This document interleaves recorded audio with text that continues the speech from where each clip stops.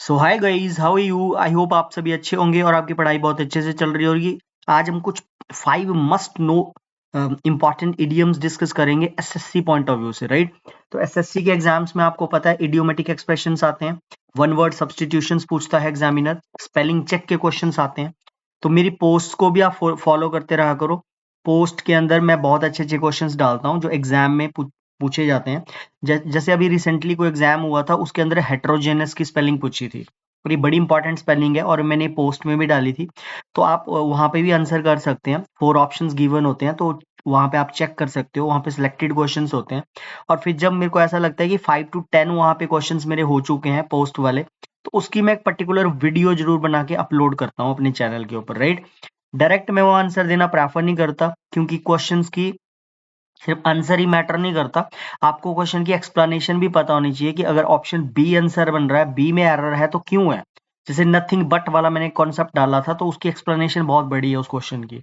अब मैं direct answer दे दूंगा, हो सकता है आपका सही जाए, हो सकता है आपका रॉन्ग होए, उसका कोई फायदा नहीं है, राइट? हमें कॉन्सेप्ट क्लैरिटी होनी चाहिए, right? Because you people are coming over here. आप अगर चैनल पे आते हो तो आप वहां पे कॉन्सेप्ट क्लैरिटी के लिए आते हो कि मुझे इसका फंडा जानना है, क्यों है, कैसे है, what is the reason behind the concept, right? तो एसएससी के कुछ 5 इडियम्स देखेंगे।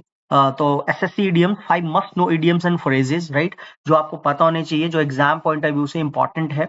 तो पहले के तरफ मूव करते हैं। This video will teach 5 common idioms and how to use them effectively. So first of all हम उस इडियोमेटिक एक्सप्रेशन का मीनिंग देखेंगे, that what is the meaning of the idiom. फिर उसका एक कॉन्टेक्स्ट के हिसाब से उसका देखेंगे कि यूजेस कैसे कैसे उसके बनते हैं, राइट? तो पहला इडियम है आपके सामने, that is on the ball, right? So define the idiom giving an example. तो इसका पहले आपको डेफिनेशन क्या होगी, show how it can be used in the context of the assessee exam answer, right?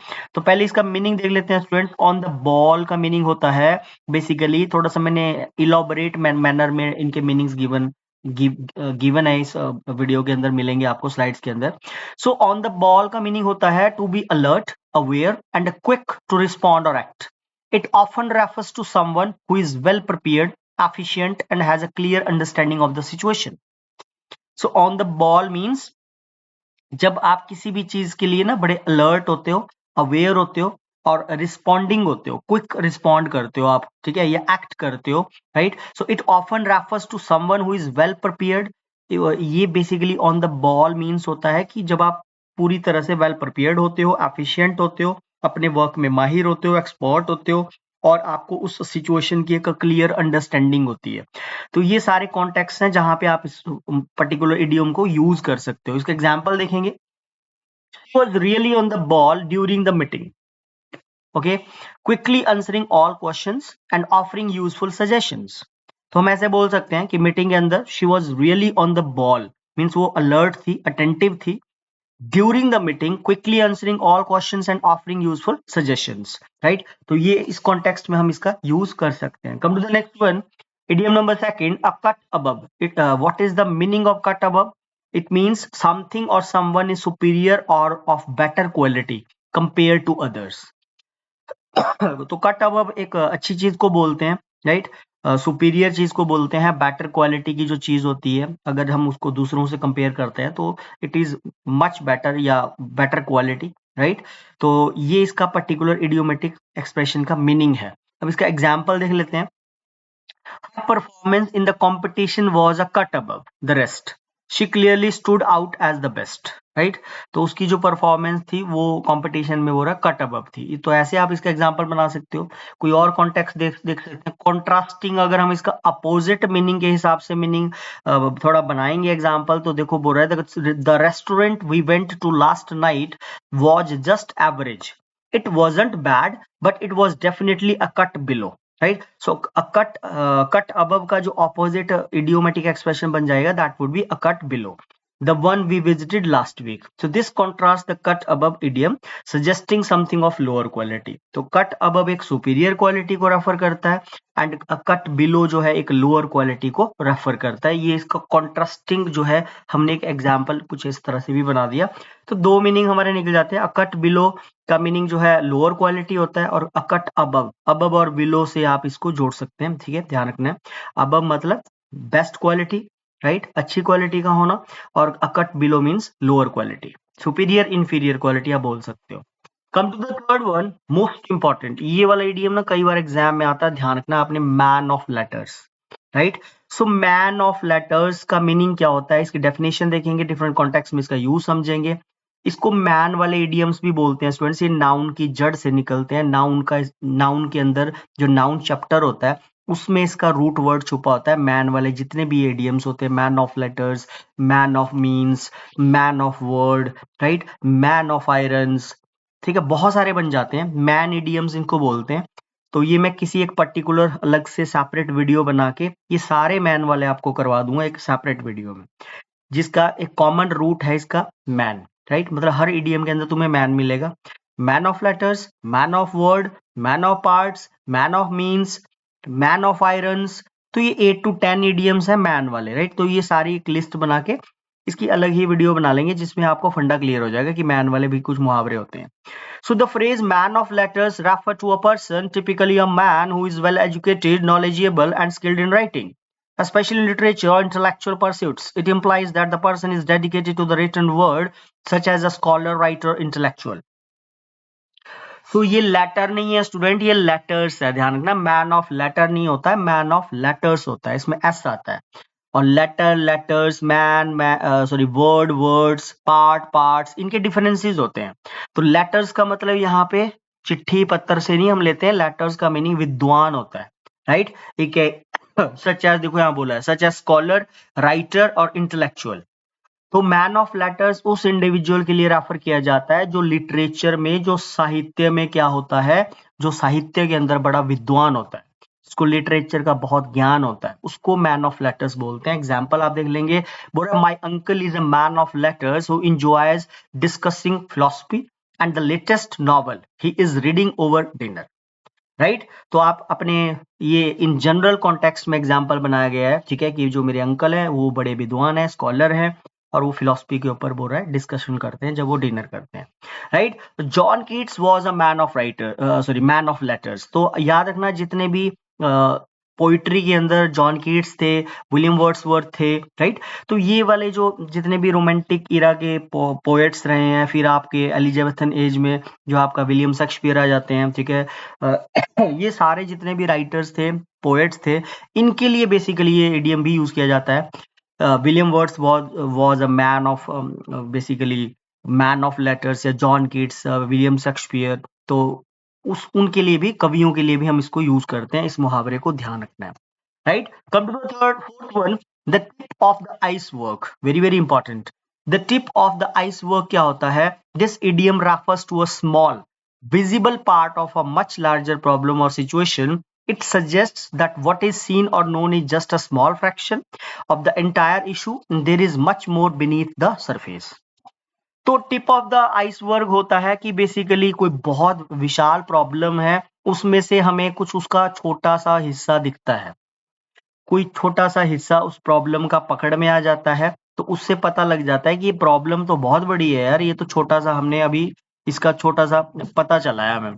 तो यही बोल रहा है, to refers to a small visible part of much larger problem और सिचुएशन। तो उसको the tip of the iceberg बोलते हैं, राइट। अच्छा इडियम है, पेपर में पूछा जाता है।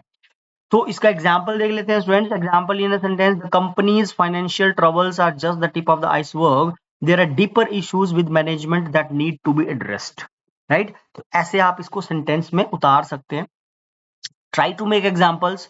देखो ये इडियम्स जो होते हैं ये बेसिकली आप अपनी प्रैक्टिकल लाइफ में जब तक इनको अप्लाई नहीं करोगे अकॉर्डिंग टू द सिचुएशन, तब तक ना फिर ये ऐसे हम इनको मतलब क्रैमिंग सेंस ही मानेंगे कि आप इसको रटा मार रहे हो, उसका मीनिंग याद कर रहे हो, ठीक है। हमेशा एजुकेशन को थोड़ा प्रैक्टिकल बनाओ। Tip of the ice work, कोई ऐसा लगता है आपको, कोई ऐसी सिचुएशन आप फेस करते हो, राइट, कि यार कोई बड़ी समस्या है, उसका कोई हल्का सा आपको आइडिया अंदेशा लग जाता है, तो वहां पे there you people can use it.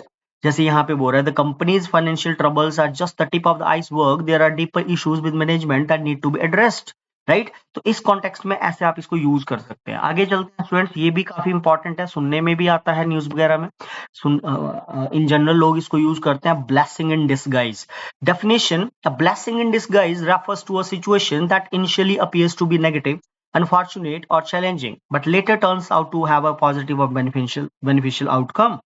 It suggests that something seemingly bad may actually be good in the long run, even though the advantages aren't immediately clear. तो होता क्या है स्टूडेंट्स, ये समटाइम्स क्या होता है कि कई बार हम एक ऐसा स्टेप ले लेते हैं, जैसे सपोज आप जॉब करते हो और आपकी अच्छी सैलरी, अच्छा पैकेज आपका, राइट, और कुछ ऐसा हैपनिंग होती है आपकी कंपनी में या जिस भी फर्म के साथ आप जुड़े हो, और वहां पे आप जॉब को क्विट कर देते हो, आप जॉब को छोड़ देते हो, राइट। आपका अच्छा पैकेज था, लेकिन फिर भी आप डिसाइड करते हो कि मुझे मेरे को यहाँ का माहौल अच्छा नहीं लग रहा है, ठीक है। कुछ भी मैं एग्जांपल दे रहा हूँ, सिचुएशन दे रहा हूँ आपको, ताकि आप इस इडियम को समझ सको, अप्लाई कर सको, राइट। अच्छा, कई बार क्या होता है स्टूडेंट्स कि कुछ चीजें ना अच्छे के लिए भी होती हैं। ये तो सोच, माइंड की ही बात होती है कि हम कितना सोच पाते हैं। वैसे नॉर्मली क्या होता है कि लोगों की जॉब जाती है तो लोग हाइपर हो जाते हैं, पता नहीं क्या हो गया जैसे, है ना। तो ऑब्वियस है, गवर्नमेंट जॉब जाए तब तो समझ में भी आता है कि प्राइवेट सेक्टर में भी अगर लोगों की 10, 15, 20 हजार की जॉब भी छूट जाती है, तो बंदा एकदम ना टेंशन में आ जाता है कि यार मेरी तो जॉब चली गई। लेकिन समटाइम्स क्या होता है कि अगर हम उसी चीज को पॉजिटिव में लें, तो कई बार कुछ चीजें ना अच्छे के लिए भी सही होती हैं, मतलब अच्छे के लिए भी वो चीज हैपन होती है। पहले तो लगता है कि यार मेरे साथ बुरा हो गया, मेरी तो नौकरी चली गई, लेकिन हो सकता है कि उसी with the passage of time आपने उसी टाइम कुछ नया काम स्टार्ट कर लिया। हो सकता है आपने कुछ नया काम स्टार्ट कर लिया और उसके आपको अच्छे रिजल्ट आने लग गए, तो फिर वो ब्लेसिंग इन डिस्गाइज हो गया ना। समझ रहे हैं? तो ऐसी सिचुएशंस में इस मुहावरे को यूज करते हैं। मैंने कुछ ऐसी ही सिचुएशन यहाँ पे सिनेरियो क्रिएट किया हुआ है। जैसे बोल रहा है, this idiom is used when something bad और unwanted happens, but later it becomes clear that this event led to something good or unexpected benefits. The disguise refers to the fact that the positive aspects are not obvious, right?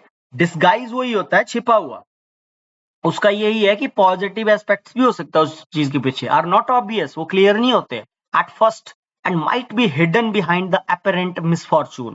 It is about looking beyond the initial disappointment and recognizing that what seemed like a setback or problem could actually bring about a positive change, opportunity or result, right? तो हम उसको भी वैसे भी ले सकते हैं कि आपकी जॉब गई लेकिन आपने कुछ नया और स्टार्ट कर लिया उसी टाइम के दौरान। आपने हिम्मत नहीं आ रही, आप वो हो, आप मोटिवेटेड हो कि यार कोई बात नहीं, अगर जॉब गई फिर क्या हुआ, मैं कुछ और स्टार्ट कर लूंगा, और उसके आपको अच्छे रिजल्ट। वही बोल रहा है यहाँ पे, that particular about positive change, opportunity और अवसर। आप successful person can open many doors and create the opportunities at the flick of the fingers.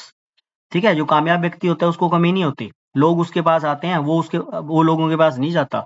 तो अपने अंदर इतनी काबिलियत होनी चाहिए, ठीक है। तो इसी कॉन्टेक्स्ट में हम इसको यूज कर सकते हैं। इसको एग्जांपल यहाँ पे scenario, a person loses their job which seems devastating at first.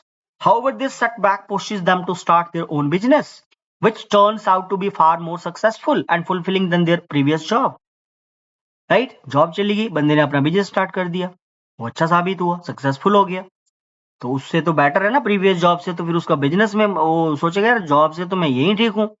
So phrase used, losing my job was truly a blessing in disguise because it led me to start my own company and now I couldn't be happier with where I am, right? तो यही बोलना चाह रहा है। तो इसी context में आप ब्लेसिंग इन डिस्गाइज को यूज करते हो। शुरुआत में वो चीज हमें नेगेटिव लगती है, लेकिन फिर वो पॉजिटिव में कन्वर्ट हो जाती है। That is basically called a blessing in disguise, right? तो thanks for watching. 5 must know idioms मैंने आपको करवाए, और जो मैंने आपको मैन वाले इडियम्स बताए स्टूडेंट्स, ये मैंने आपको किसी अलग सेपरेट वीडियो में सारे मैन वाले मिल जाएंगे, या पोस्ट में भी मैं इनको डाल सकता हूँ, ठीक है। तो आज के सेशन में इतना रहेगा। Thank you very much, thanks for watching, do like, share and subscribe the channel. Thanks a lot.